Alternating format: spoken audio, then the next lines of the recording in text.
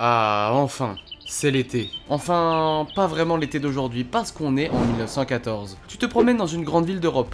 À Paris, on trinque dans les cafés de Montmartre. À Berlin, les tramways électriques filent à toute allure, et à Londres, les docks déversent des marchandises au monde entier. Bref, l'Europe brille, elle rayonne, elle domine. C'est la belle époque, ce qu'on a vu la dernière fois. Si on tend l'oreille, on va entendre autre chose. Des grondements, celui des bottes, des alliances militaires qui se nouent, des canons qui s'alignent, des journaux qui attisent les haines nationales. Et dans les Balkans, c'est-à-dire à l'est de l'Europe, plus précisément au sud, surnommé déjà à l'époque le poudrier de l'Europe, les tensions bouillonnent. Le 28 juin 1914, à Sarajevo, un événement brutal fait exploser ce fragile équilibre. L'archiduc François Ferdinand, héritier du trône austro-hongrois, né en 1863, est assassiné avec son épouse Sophie par un jeune nationaliste serbe, Gavrilo Princip. Il a 19 ans et c'est un membre du groupe clandestin La Main Noire. 2 coups de feu et le monde bascule. L'Autriche-Hongrie accuse la Serbie, exige des réparations intenables. Le 28 juillet, elle lui déclare la guerre. La Russie, protectrice des Slaves, mobilise. L'Allemagne, alliée de l'Autriche, déclare la guerre à la Russie le 1er août, puis à la France le 3. Le 4, c'est le Royaume-Uni qui entre en scène pour défendre la Belgique, violée par le plan Schlieffen. En moins d'une semaine, l'Europe tout entière est entraînée dans une guerre totale. Salut à tous, c'est Overstory et aujourd'hui on parle de la Première Guerre mondiale. Est-ce que t'es prêt? Prêt à plonger dans ce conflit passionnant mais à la fois déchirant? Moi, je suis prêt. Les raisons d'un embrasement, orgueil, alliance et revanche.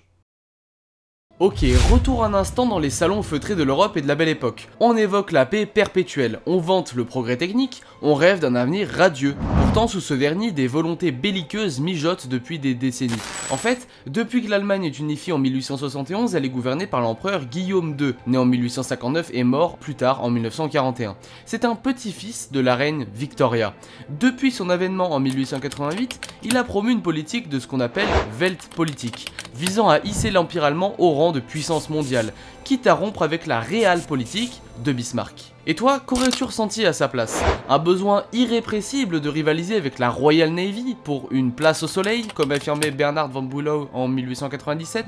En France, c'est la blessure de 1870 qui imprime les esprits. En fait, on a un esprit revanchard, c'est-à-dire qu'on a perdu notre Alsace-Lorraine, et sous la présidence de Raymond Poincaré, né en 1860, l'armée est modernisée et la conscription allongée à 3 ans. Est-ce que vous vous souvenez de l'Union sacrée? C'est une union de tous les partis français au moment de la déclaration de guerre, scellée par Poincaré, montrant jusqu'où la nation était prête à aller pour défendre son honneur. La Russie, quant à elle, est un immense empire dirigé par le tsar Nicolas II, né en 1868, qui se veut le protecteur des Slaves des Balkans, notamment les Serbes.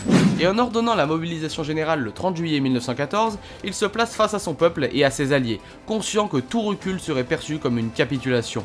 Cette décision enclenche mécaniquement la mobilisation allemande et le déclenchement de la guerre de mouvement. Quant au Royaume-Uni, longuement hésitant, il finit par rejoindre la guerre aux côtés de la Belgique le 4 août 1914. Bref, l'expansion de la flotte allemande avait suffi à décider Londres pour renouer l'entente avec la France et la Russie, formant en 1907 une triple entente face à la Triple Alliance. La Triple Entente, c'est la Russie, la France et le Royaume-Uni. Quant à la Triple Alliance, on est sur l'Allemagne, l'Autriche-Hongrie et l'Empire Ottoman. En tout cas, dans les Balkans, ce poudrier de l'Europe, l'Autriche-Hongrie vacille. Mosaïque de peuple, elle résiste mal aux aspirations nationalistes internes. Et justement, comme je l'ai dit dans l'intro, nous avons ce fameux attentat de Sarajevo qui arrive malencontreusement à l'héritier du trône d'Autriche-Hongrie, François Ferdinand. Et étant donné qu'il a été assassiné par un nationaliste serbe, ça donne un argument très puissant aux côtés de l'Autriche-Hongrie pour déclarer la guerre à la Serbie. Mais vous allez me dire, mais tout cela je le savais, et les batailles alors? Eh ben on va passer directement à des affrontements, des batailles qui ont fait basculer le conflit.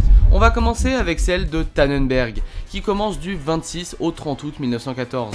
On est en pleine Prusse orientale et la deuxième armée russe du général Alexandre Samsonov s'aventure trop loin. Face à elle, la 8e armée allemande, placée sous les ordres du maréchal Paul von Hindenburg et de son chef d'état-major Erich Ludendorff, orchestre un encerclement magistral, tirant parti du réseau ferroviaire et du décryptage du code russe. Le bilan est effroyable, entre 50 000 et 900 000 soldats russes tués, blessés ou capturés, et plus de 400 canons sont saisis. Et Samsonov, lui, il est accablé par l'échec et finit par se suicider peu après la défaite. Et pendant que l'Est s'embrase, à l'Ouest, le plan Schlieffen se heurte à des défis logistiques et à la résistance acharnée des Belges. Et le 5 septembre, les troupes allemandes débouchent sur la vallée de la Marne, à moins de 50 km de Paris. Et face à l'urgence, le général Joseph Joffre et le gouverneur militaire de Paris, Joseph Gallieni, improvisent une riposte spectaculaire. Ils réquisitionnent quelques 600 taxis parisiens pour acheminer 5000 hommes en une nuit vers le front. Le 6 septembre, l'ordre de contre-attaque est lancé. Les armées françaises et britanniques, numériquement supérieures, avec 1 080 000 soldats contre 750 000 Allemands, harcèlent les flancs ennemis. En moins d'une semaine, la Marne devient synonyme de rupture. Près de 500 000 pertes alliées et 298 000 pertes allemandes. Dès le 12 septembre, l'armée allemande se replie, creuse ses dernières positions sur l'Aisne et scelle la fin de la guerre de mouvement. Mais alors, maintenant que tout semble se stabiliser, vers où se dirige-t-on? Cette guerre de mouvement va vite changer de forme. Une guerre qui se transforme, de l'attaque éclair à la guerre d'usure. À l'automne 1914, le front finit par se stabiliser. Des milliers de soldats creusent la terre, la renforcent de sacs de sable, de planches et de barbelés. Les tranchées apparaissent. Et pour 4 ans, le paysage ne changera presque plus. C'est là que commence ce qu'on appelle la guerre de position. Dans ces tranchées, on ne vit pas, on survit. La boue, les rats, la pluie, les obus, le froid, les maladies, les soldats développent un vocabulaire unique. Le cafard, le jus, le barda. On crée des chansons, des superstitions, on enterre les copains entre deux assauts. Et on attend toujours l'ordre de sortir de la tranchée. Pourquoi? Pour 100 mètres? Un bout de colline? Une tranchée ennemie? Le prix est toujours le même, des milliers de morts sur le No Man's Land, ce territoire qui se situe entre les deux tranchées. En 1915, les chefs cherchent des solutions.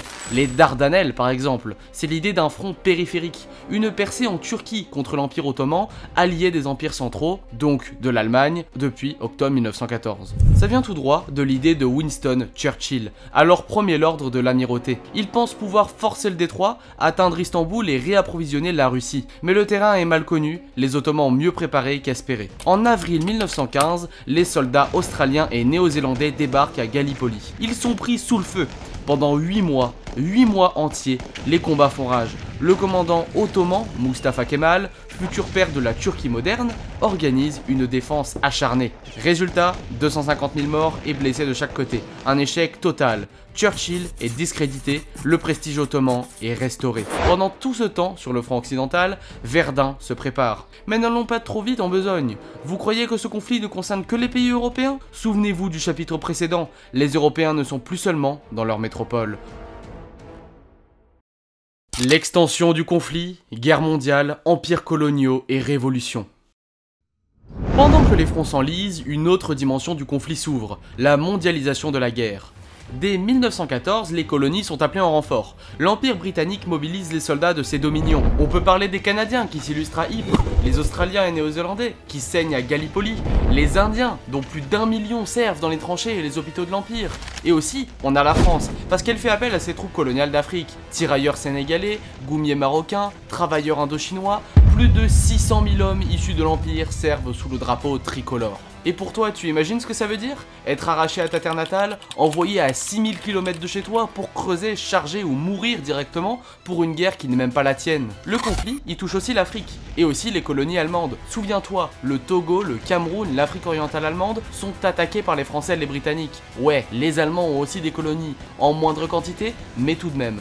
Des campagnes souvent oubliées, mais aussi meurtrières que stratégiques.